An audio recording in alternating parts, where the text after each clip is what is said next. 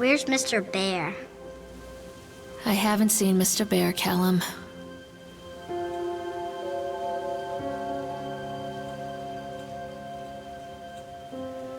Stay in the car. We'll go and ask information.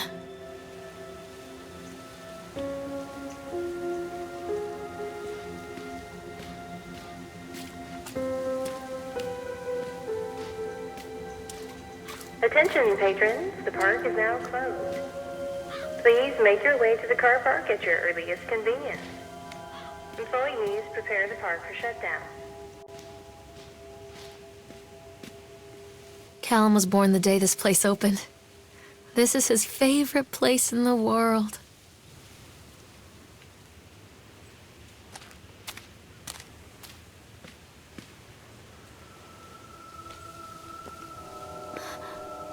What?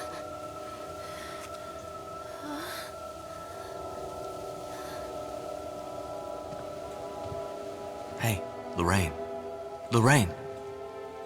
Don't blame yourself, Lorraine. People lose things all the time. Take a deep breath and think about the last place you saw your son's teddy bear. Hey, stop! I think your boy just ran into the park. I'll unlock the gates for you.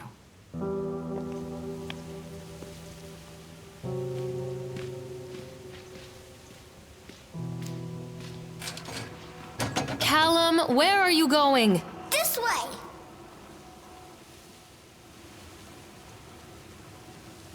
Callum, I told you to wait in the car.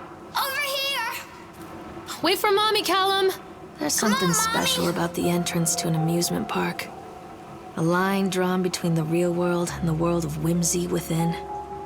On this side, the apathy of our everyday lives. And on the other, anything we might dare to dream. It's no wonder Callum ran back inside. I wouldn't want to leave either. Attention, employees. The park is now closed. Have a safe journey home.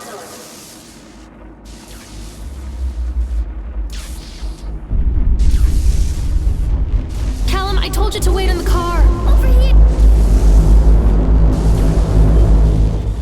Callum, where are you going? Wait up there for Mommy, Callum. Wait up there for Mommy, Callum. Oh, God. The park. What happened here? You can't catch me. I'm not playing anymore, Callum. Come back. Stop, Callum!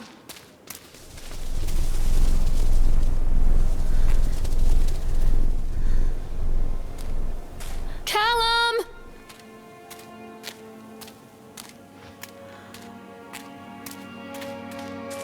Callum, where are you? Come on, this way!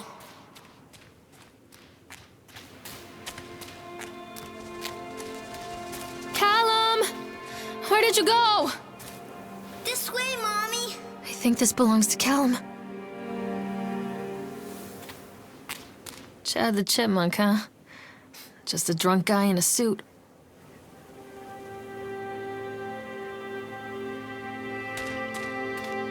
Hello? Catch me, Mommy. I wonder what this is.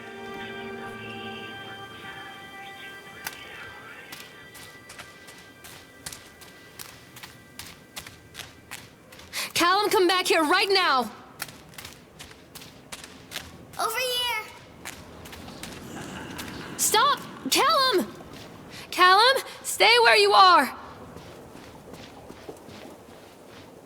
Callum, tell Mommy where you are.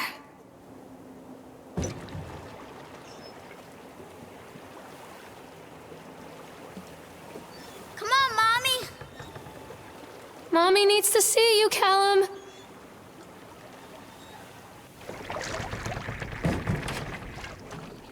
Lived a poor woodcutter, his wife and his 2 children.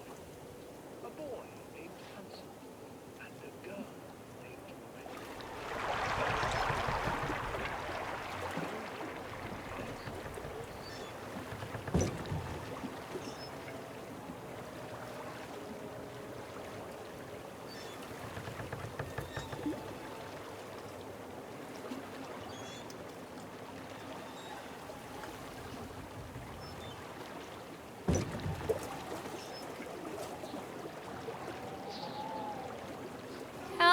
did you go? Alan, where did you go?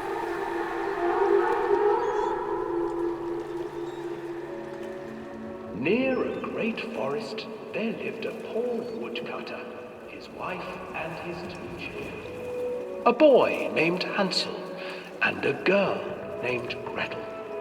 They were very poor and had very little to bite or sup.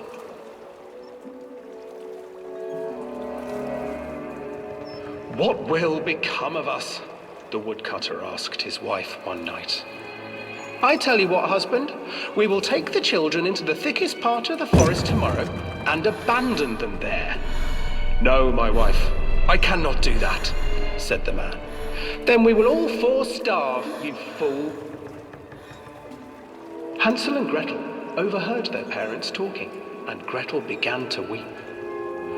"Do not fret, Gretel," Hansel said. He crept out of the hut and gathered white stones from the ground to fill his pockets.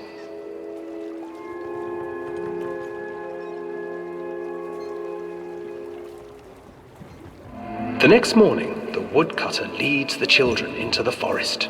Before they leave, their mother gives them a slice of bread and warns them that they will get no more food that day. Clever Hansel leaves a trail of white stones behind them as they pass into the woods. When their father leaves them, the children wait a while, then follow the trail back to their parents' house. After receiving a thorough scolding from their parents for getting lost in the woods, the children are sent to bed without any supper. Hansel tried to sneak out and collect more white stones, but found that the door was locked. "Tomorrow I will take them into the woods myself," the wife told the woodcutter. In the morning, their mother gave them a slice of bread and led them deep into the forest once again.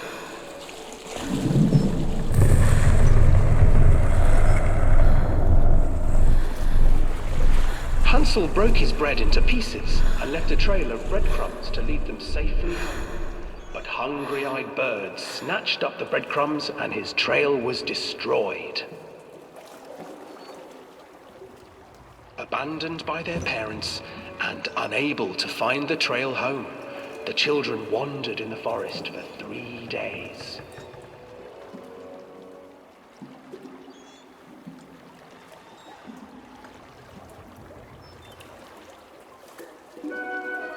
The children stumbled into a clearing with an exceedingly strange house.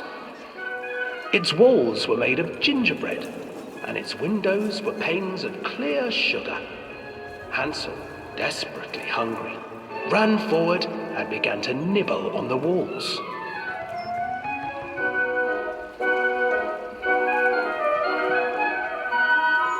"Nibble, nibble, little mouse. Who is nibbling in my house?" An old woman emerged from the house, sniffing the air and peering around with cloudy eyes. "Oh, you dear children, who brought you here? Just come in and stay with me. No harm will come to you." But Hansel and Gretel stayed back, for the old woman reminded them of their cruel mother. "Come, children, don't be afraid. I have something for you." The old woman offered them 2 enormous lollipops. The children took them and began to eat. "You see, nothing to fear here. Come inside," the old woman urged, and the children, still licking their sweets, followed.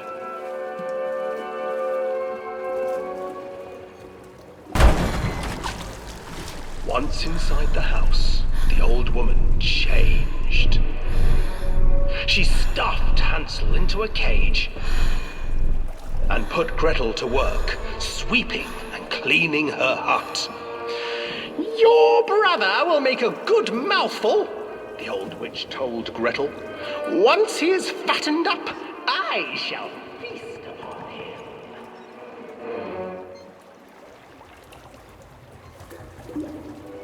Time passed, and poor Hansel refused to eat, fearing the day that the witch would eat him. The witch, for her part, grew impatient. "Today I will cook and eat your brother, Gretel. Climb inside and light the oven." But Gretel pretended not to understand. I do not know how. Where is the opening?" "Fool," the old witch said. "The opening is here." And she moved to show Gretel. Seizing her courage, brave Gretel gave the witch a shove, and the old crone tumbled forward into the oven. Gretel slid a large iron bolt over the door to the oven. Gretel freed her brother Hansel, and together they lit a fire beneath the oven. And though she screamed and begged, the children sat by the oven until her screams had stilled, and the witch was cooked. And then, because even children can't survive on sweets, they divided up the body of the old witch and ate her.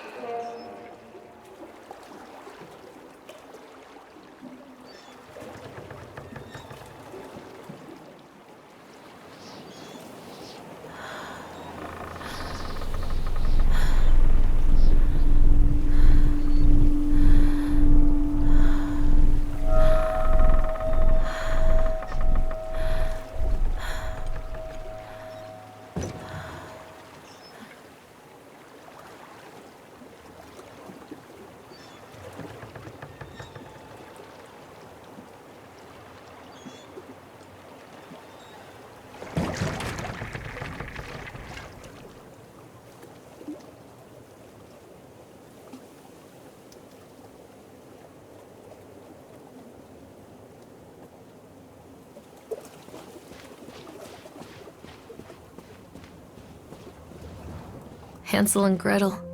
I used to read it to Callum when the electricity was shut off. Those poor children. The whole world against them. The forest, the birds, the old witch, even their own parents. I used to imagine that Callum and I were the kids in that story. Not mother and son, but brother and sister, hand in hand against the unkind world. We were always hungry, looking for our own house made of candy. Looking for the sweetness that could take the pain away. Hunger leads people to desperate, terrible places where the tree branches reach like claws.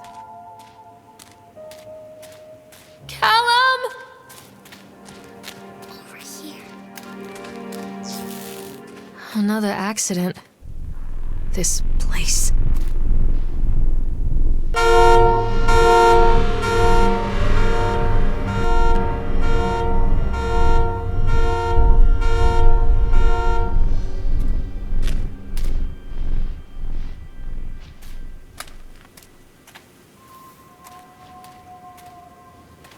Don't be afraid.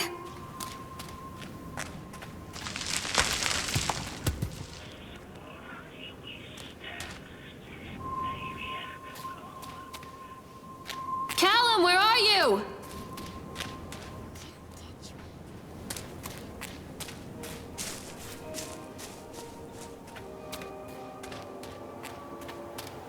Stay where you are.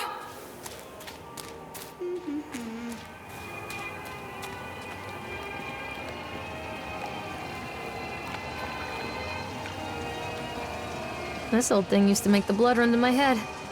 Make me dizzy. The guy just snapped. Those poor kids. Callum! Catch me, Mommy.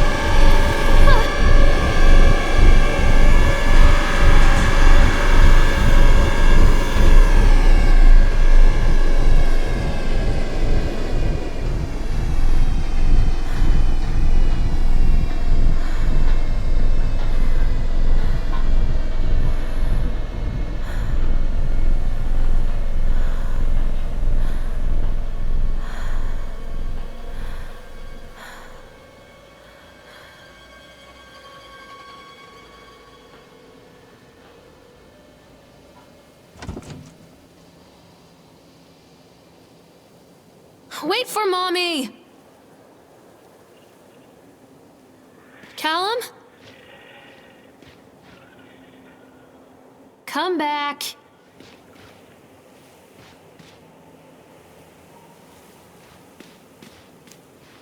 Callum, stay where you are!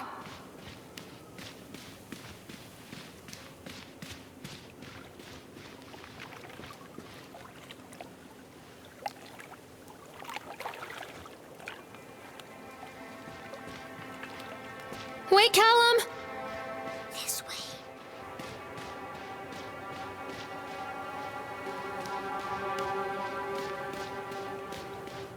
Treachery hides in thoughts. Treachery that lashes like a whip and scars our insides. The first time I saw Callum, my thoughts betrayed me. I looked down at this wrinkled, red, bawling thing and I thought, is that it? We build our world from expectations, and the world that I had built for Callum was no different.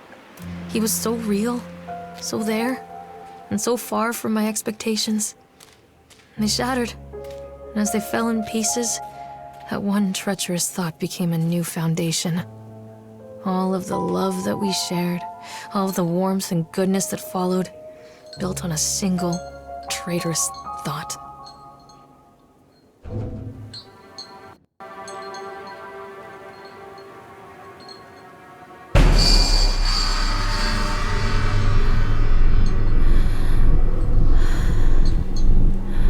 Callum?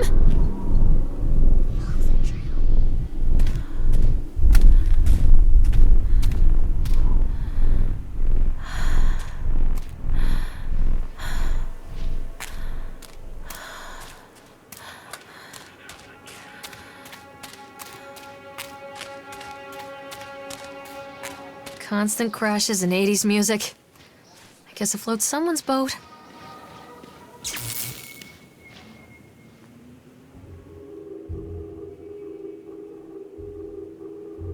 No, please no. Stop, doctor! Stop it, please!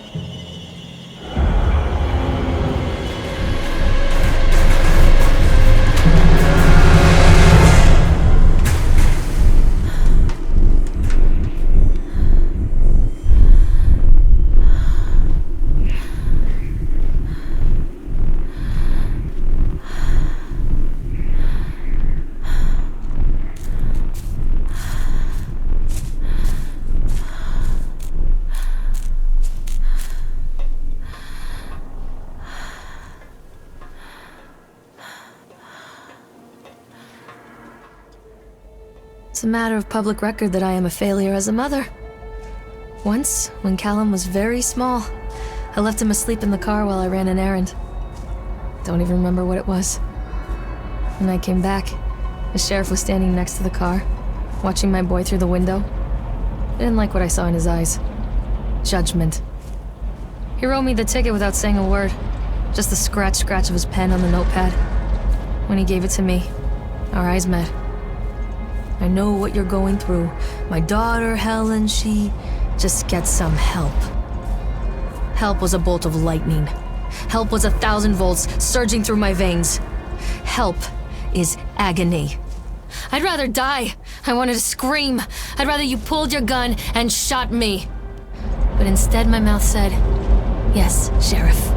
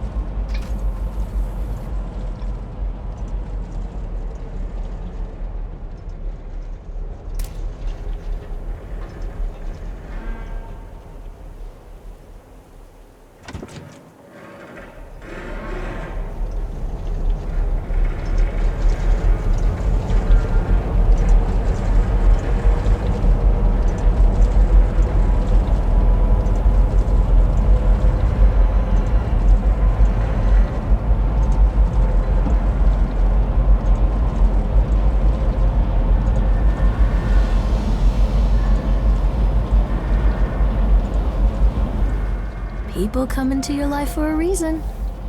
Dad used to say that before Mom ran off. After that, he mostly just drank. Things were different for Don and I. When we met, I was sweeping the floor at Susie's diner. He came in with some workers, but he didn't try to flirt or cop a feel like the others.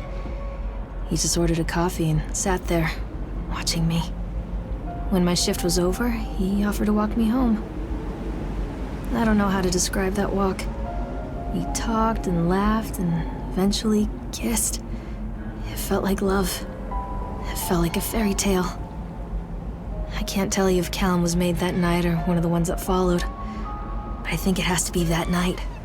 That one perfect night.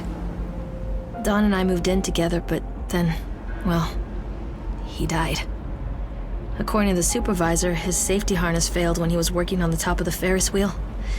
Don was there one moment, and then gone. Sometimes people leave your life for no reason. I was 3 months pregnant with Callum. Fairy tale fucking over.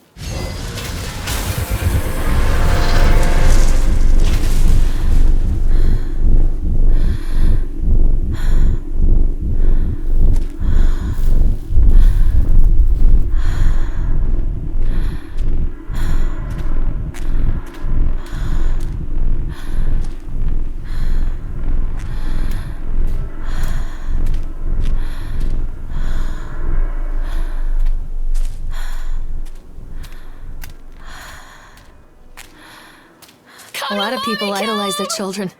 You hear them talking about their kids and just the way they talk, their fucking voices make me want to vomit.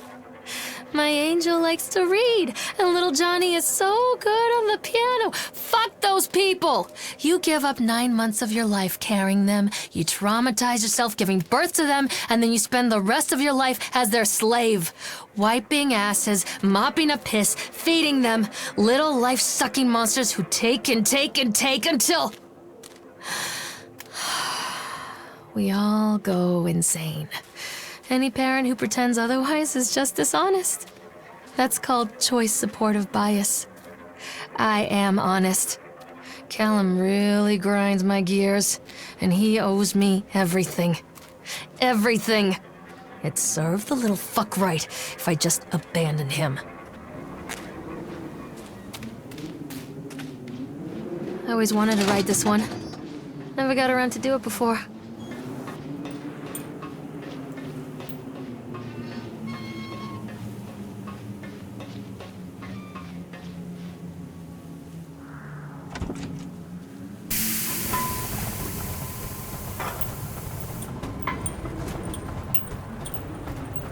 What do you want?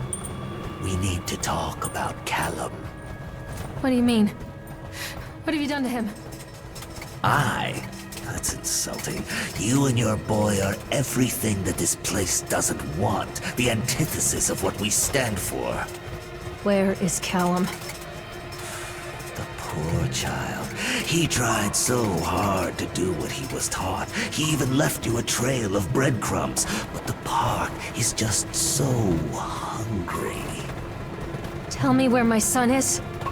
The witch has him now. Has both of you.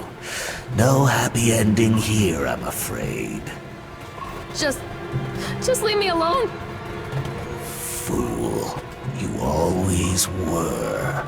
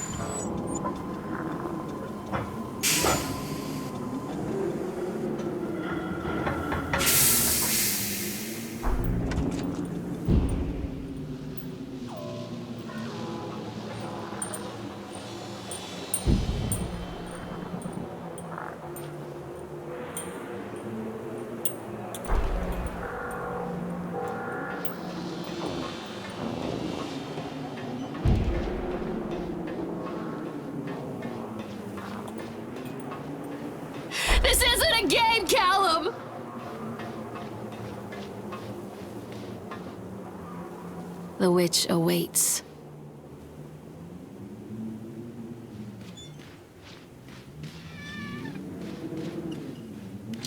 Callum has bruises on his arms, finger marks. Someone has been hurting him! I've asked him, demanded really, to know where he got the marks. But he doesn't want to answer me.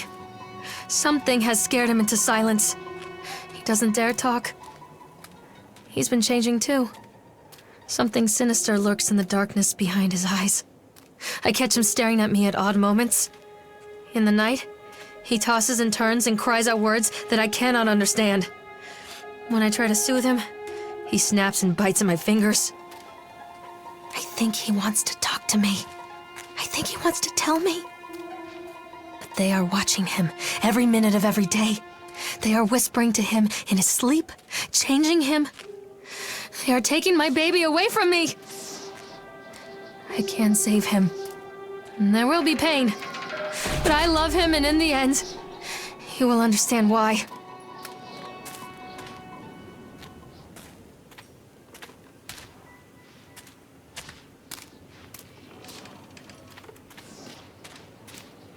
The whole town was shocked by that one.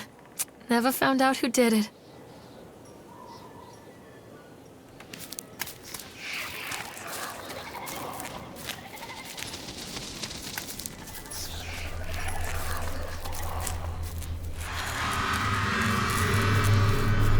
Poor bastard. Who did this to him?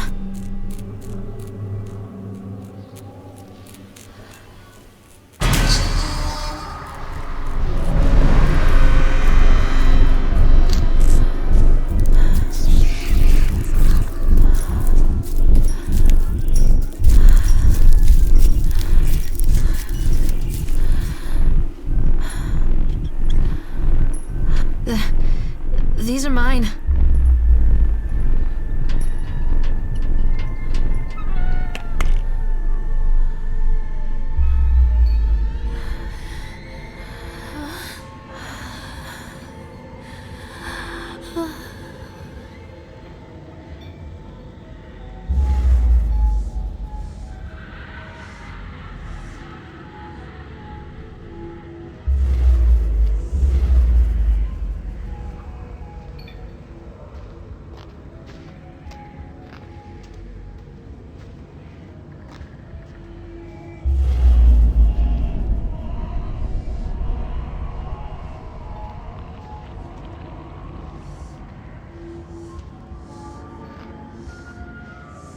Don't touch me! Forgive me, Callum.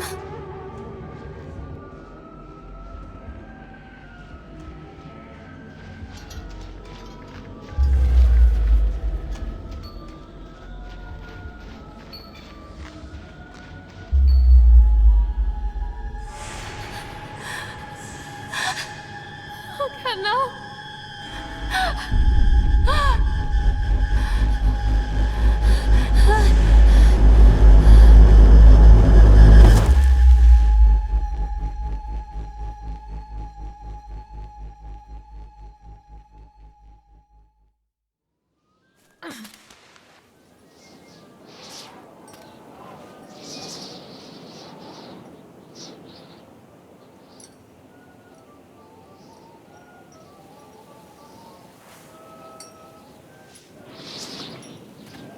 The park is a collage of contradictions all of its own. Millions of people die every year in car crashes, and the park has little cars designed specifically to simulate that action. Hear the children scream with joy. In the sideshow alley, you can walk away with 15 cents worth of mass-produced Chinese teddy bears while a grinning carny pockets your hard-earned $5. And what secrets lie beneath the sullen waters of the lake? The tears of jilted lovers, the soiled condoms of illicit affairs, the clotted blood of the lonely suicide. And the face of the witch looms over it all. I've always despised her toothy grin and warty nose. I hate that sparkle in her weathered, watchful eyes.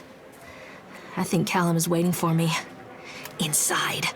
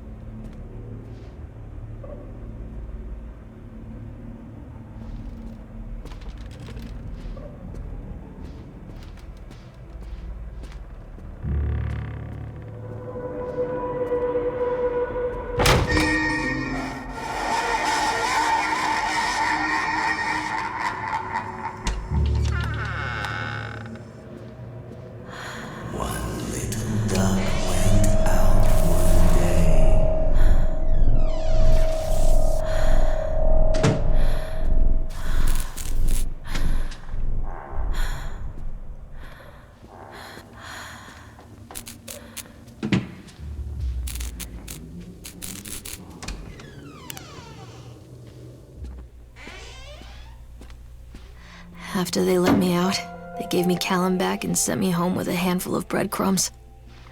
Home, bittersweet home. I barely recognized it. Where there had been color and light, there were shadows and regrets. Where there had been warmth, there was a bone-deep coldness that never went away. I tried my hardest to keep the ghosts at bay. Don, watching from the dusty corners while I tried to teach his son to read. My father, coldly assessing me and finding me lacking. I devoted myself to Callum and did the things that they told me. It will get better, they said. Every day will be a little better than the last. I'm in the woods now, lost and afraid. Things never got any better. Don't.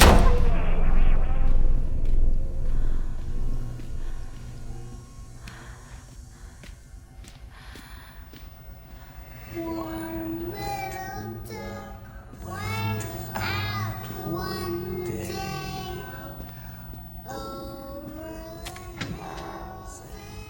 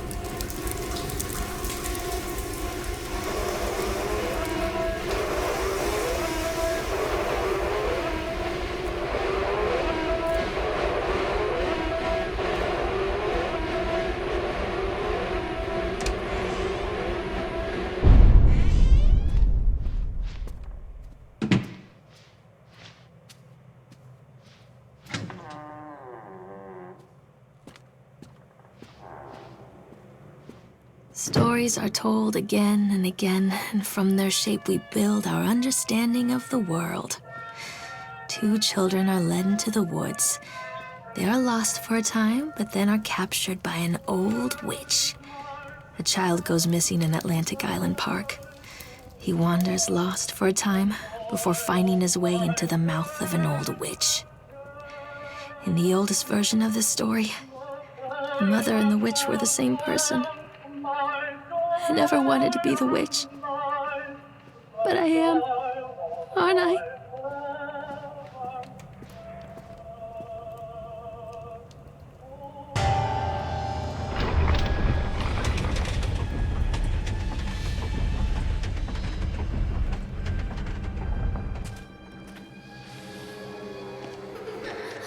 Callum?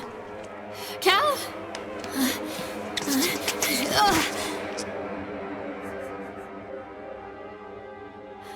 Callum? Callum?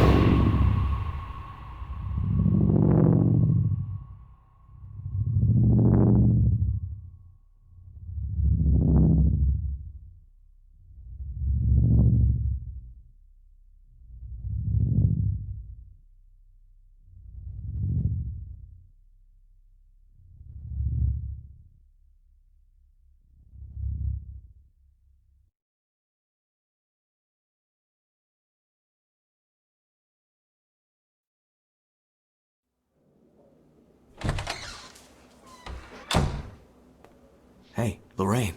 Lorraine. Don't blame yourself, Lorraine. People lose things all the time.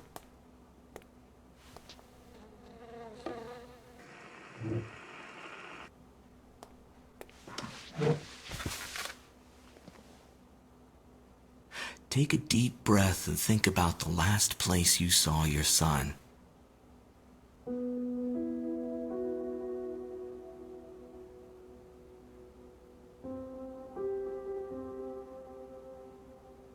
In my heart and mind, I always return to Atlantic Island Park.